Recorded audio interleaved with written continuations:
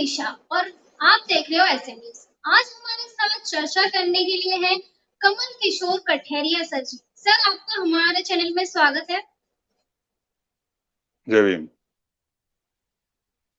आजकल हर जगह चर्चा हो रही है संविधान की, मनुस्मृति की। आखिरकार मनुस्मृति संविधान को हटाकर क्यों लाई जा रही है? मनुस्मृति के अंदर ऐसा क्या है जो संविधान को हटाकर मनुस्मृति लागू करने की बात हो रही है? और जो बहुजन समाज के लोग हैं वो संविधान लाना चाहते हैं, तो सर से हम जानना चाहेंगे।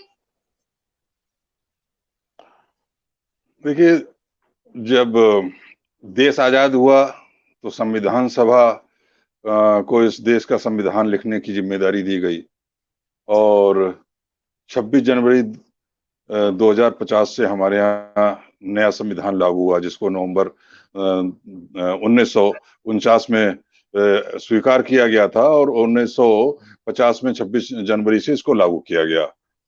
अभी तक कभी भी संविधान के खिलाफ कभी कोई बात नहीं हुई, लेकिन पिछले 6 साल से जब से आरएसएस और आरएसएस के समर्थक भाजपा सत्ता में है और उनके प्रभुत्व वाली सरकारें सभी प्रदेशों में है, तब से संविधान के विरोध में बातें तेज हो गई। पहले भी होती रही हैं, जब अटल बिहारी वाजपेयी की सरकार थी तब भी संविधान के खिलाफ बात हुई थी, संविधान का रिव्यू करने की बात हुई थी, लेकिन उस समय वो इतनी बड़ी ताकत के रूप में नहीं थे।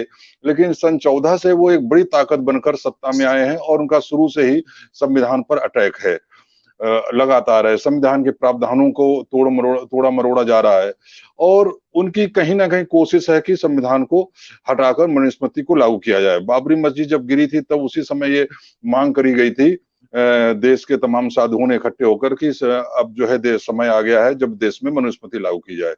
असल में जो संविधान और मनुस्मृति दोनों एक दूसरे के विपरीत चीजें हैं, विपरीत चीजें हैं। इससे हमें समझ में आना चाहिए कि एक तो मनुस्मृति जो जहां संविधान है वो समानता की बात करता है, जाति धर्म लिंग के आधार पर मनुष्य के बीच में कोई भेदभाव नहीं होगा, कानून के सम्मुख सब लोग बराबर होंगे, ये बात हमारा भारतीय संविधान करता है। वहीं पर जो मनुस्मृति है वो भी एक प्रकार का संविधान है, लेकिन वो मनुष्य के बीच में जाति के आधार पर भेदभाव करता है। और यही नहीं, उनको दंड भी जो है जाति के आधार पर अलग अलग बताए गए हैं। इस मनुस्मृति के वजह से इस देश का जो 85% समाज है, जिसे कि शूद्र और अतिशूद्र कहा जाता है, जिसे आज ओबीसी और एससी कहा जाता है, एसटी कहा जाता है, ये हजारों जातियों में इस तरीके से बांटा गया कि वो ना केवल जो सत्तारूढ़ जो आर्य समाज था उससे अलग रहे, बल्कि आपस में भी भेदभाव रहा, एक दूसरे के प्रति छुआछूत की भावना रही, ऊंच नीच की भावना रही, आपस में लड़ते रहे, कभी एक नहीं हो पाए, उनके अधिकार सब छीन लिए गए।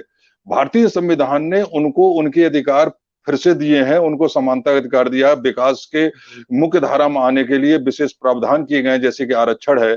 ये बात इनको हमेशा खलती रही है। जब भारतीय संविधान लागू हुआ तो उसी समय ऑर्गेनाइजर में गोलवलकर ने कहा था कि बड़े दुख की बात है कि इस संविधान में हमारे प्राचीन जो हमारी संवैधानिक परंपराएं हैं उनका कोई जिक्र नहीं है।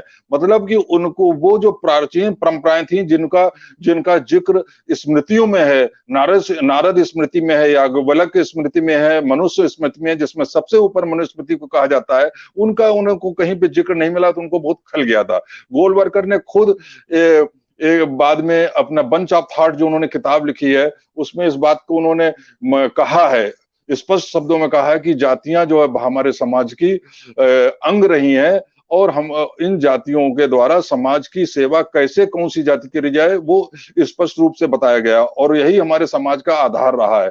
और इस जाति व्यवस्था जो वर्ण व्यवस्था के आधार पर है उसका स्पष्ट वर्णन और बहुत सही वर्णन मनु ने किया है। और मनु का नाम लेते उन्होंने कहा कि आज तक के विश्व में आज तक जितने भी न्याय की व्याख्या करने वाले हुए हैं उसमें सबसे पहले और सर्वोच्च अगर कोई व्यक्ति है तो वो मनु महाराज हुए हैं, जिन्हों की मनुष्य को न्याय कैसे मिलना चाहिए, कौन सी न्याय व्यवस्था होनी चाहिए, जिसके आधार पर समाज को चलना चाहिए, वो मनु महाराज ने दी है। तो उनका शुरू से ही संविधान के प्रति हमेशा जो है विरोध की भावना रही है।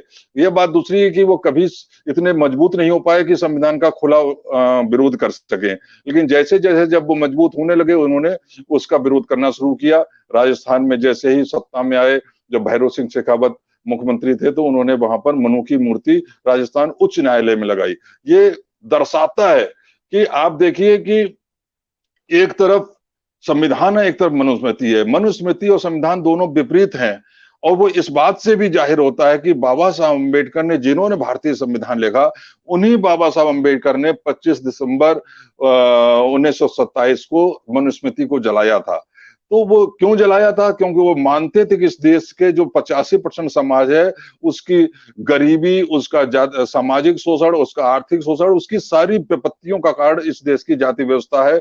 और इस जाति व्यवस्था को वैधानिक रूप देने वाला अगर कोई ग्रंथ है तो वो उसमें प्रमुख स्थान जो है मनुस्मृति का है। इसलिए उन्होंने मनुस्मृति को जलाकर लोगों को एक संदेश दिया था कि अगर जाति व्यवस्था को से बाहर निकलना है तो आपको मनुस्मृति को के विधानों का विरोध करना पड़ेगा, उसका उल्लंघन करना पड़ेगा, उसके विपरीत जाकर नई सामाजिक व्यवस्था की स्थापना करनी पड़ेगी। और इसीलिए जब बाबा साहब ने संविधान लिखने का उनको मौका मिला तो उन्होंने मनु से विपरीत जाकर सबको समानता का अधिकार देते हुए ये संविधान लिखा। लेकिन इन लोगों को नहीं पचा, और इसीलिए जैसे ही सत्ता में राजस्थान में आए तो इन्होंने वहां मनु की मूर्ति लगा दी। और ये संकेत उसी समय दे दिया था कि जब हम देश में आएंगे, सर्वोच्च संसद में हमारी ताकत होगी, तो हम संविधान को हटाकर मनुस्मृति लागू करेंगे। और मनुस्मृति लागू करने की पूरी तैयारी चल रही है।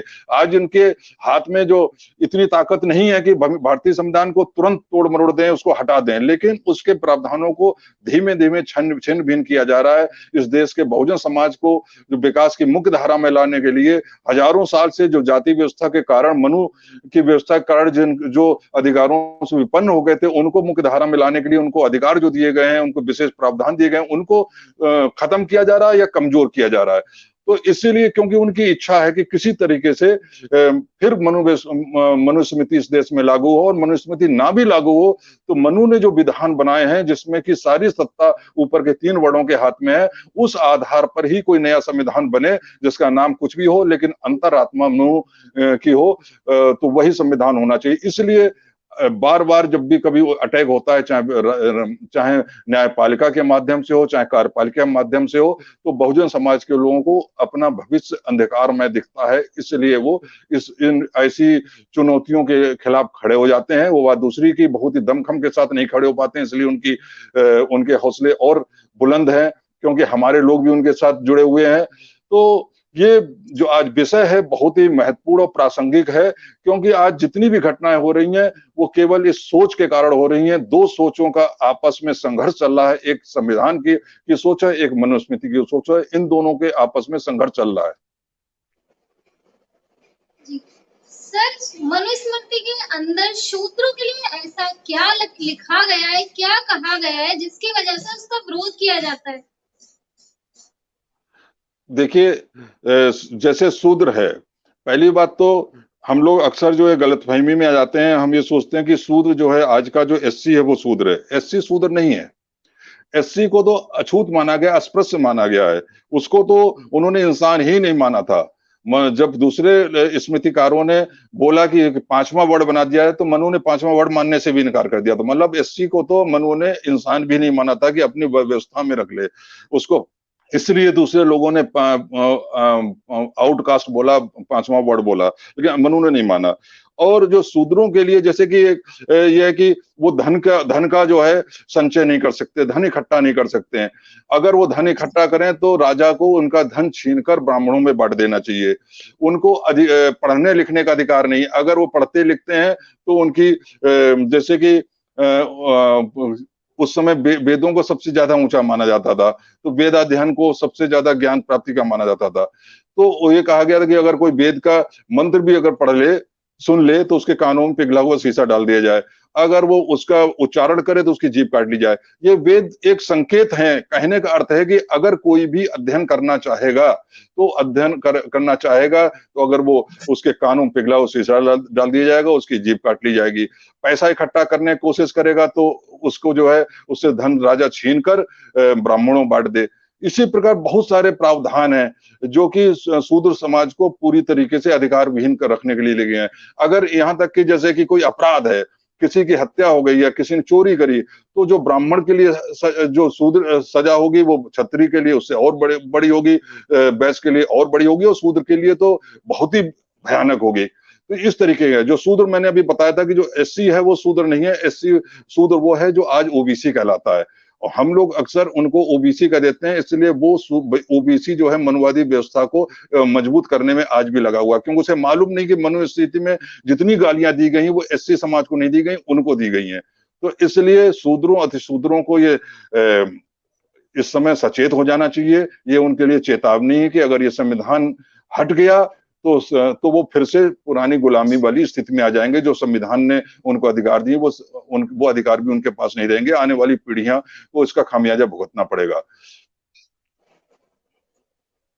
अब नारी का भी एक उदाहरण दूं, नारी का उदाहरण दूंगा तो शूद्रों के साथ साथ नारी के बारे में भी जो है वहां पर डबल स्टैंडर्ड वाली बात कही गई है।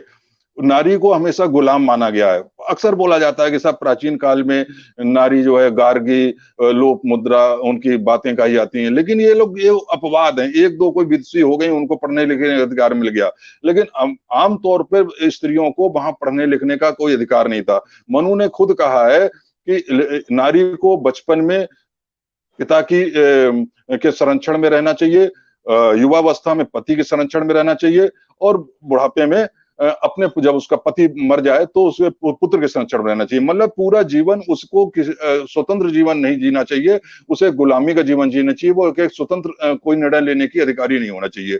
और तो इसी समझ में आ जाता है कि उसकी सोच शूद्रों के लिए नहीं, नारी जो कि उनके भी बड़ों में पैदा हुई उसके लिए भी कैसी थी। और भारतीय संविधान लिंग के आधार पर भी भेदभाव को मना करता है। वो नारी को भी पुरुष के बराबर का अधिकार देता है, चाहे नौकरी का मामला हो, चाहे शिक्षा का मामला हो, चाहे संपत्ति का मामला हो, हर एक में भारतीय संविधान बराबर का अधिकार देता है।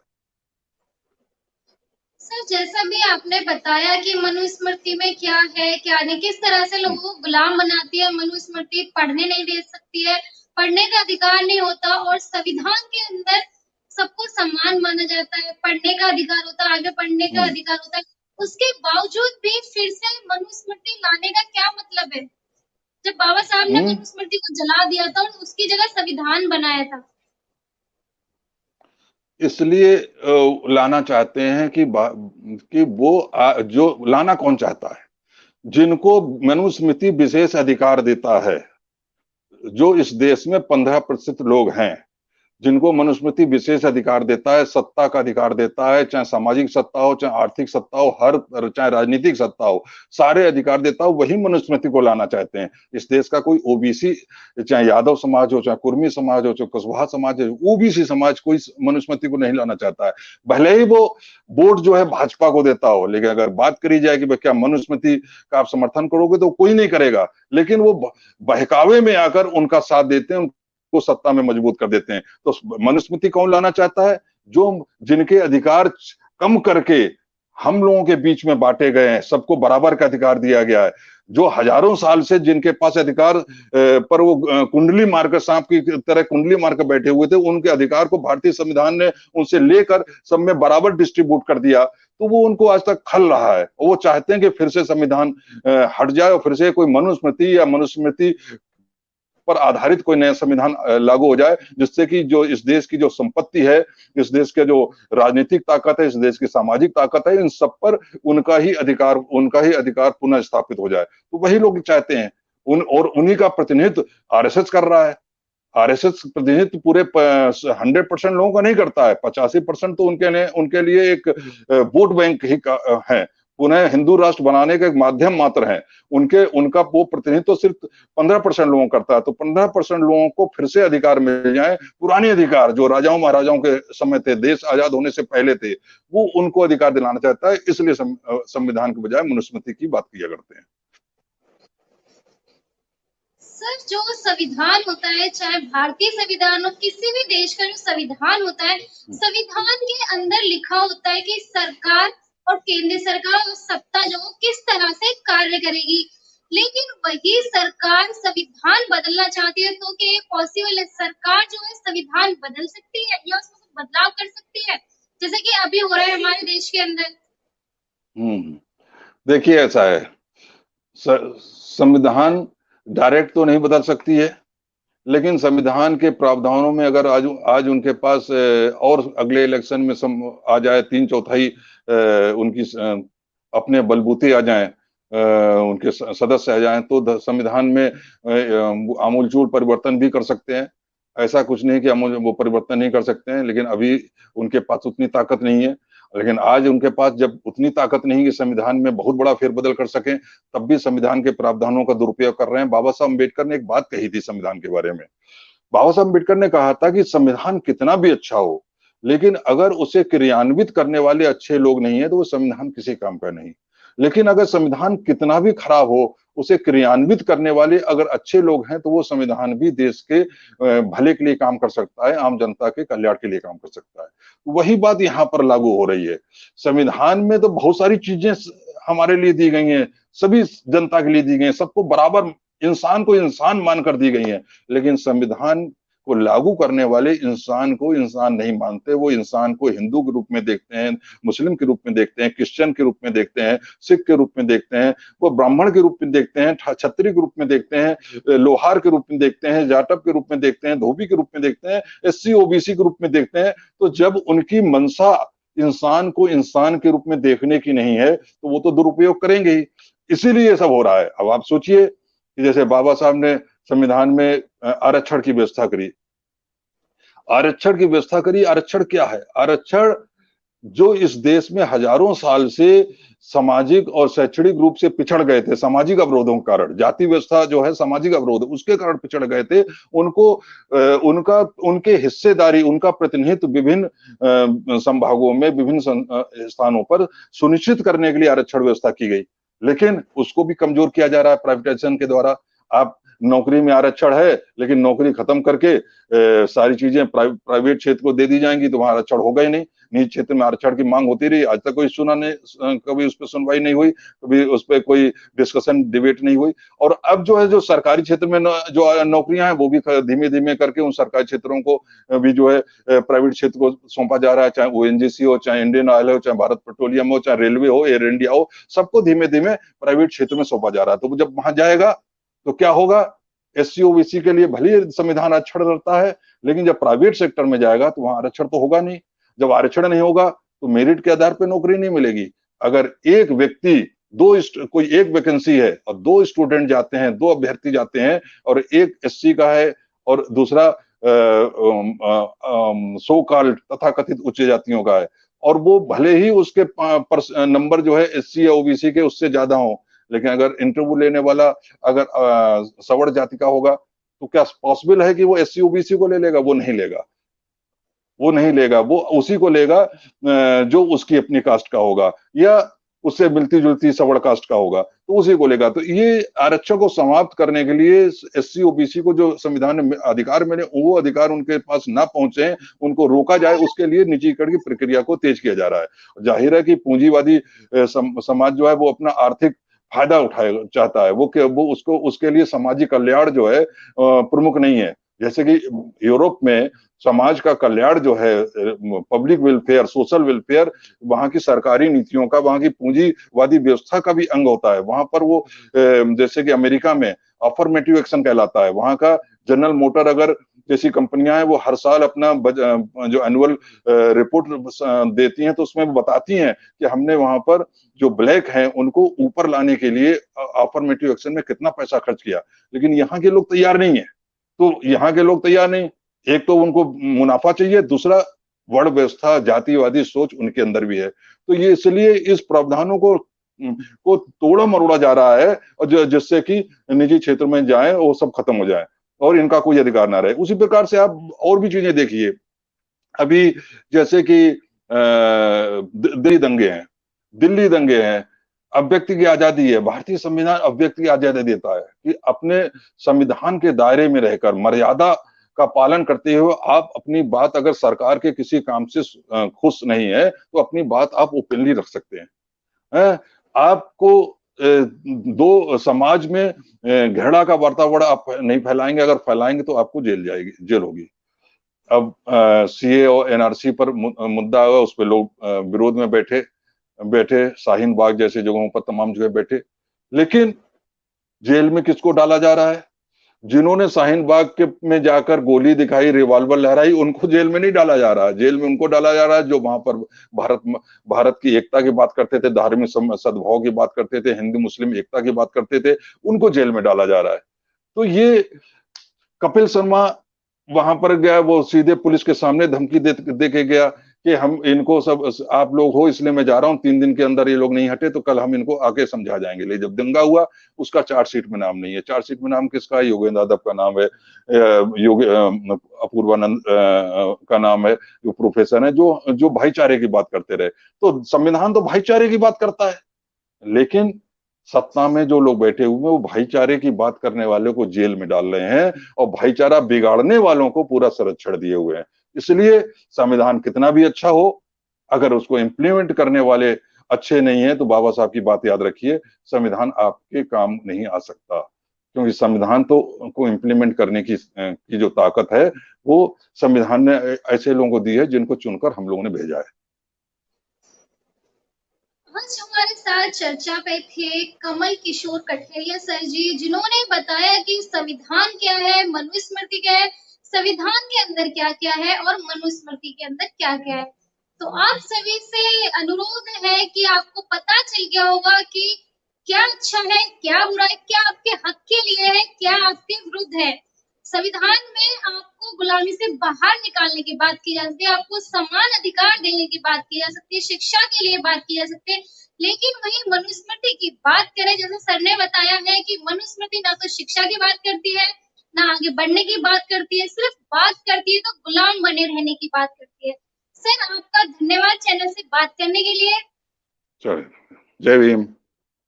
जय भीम।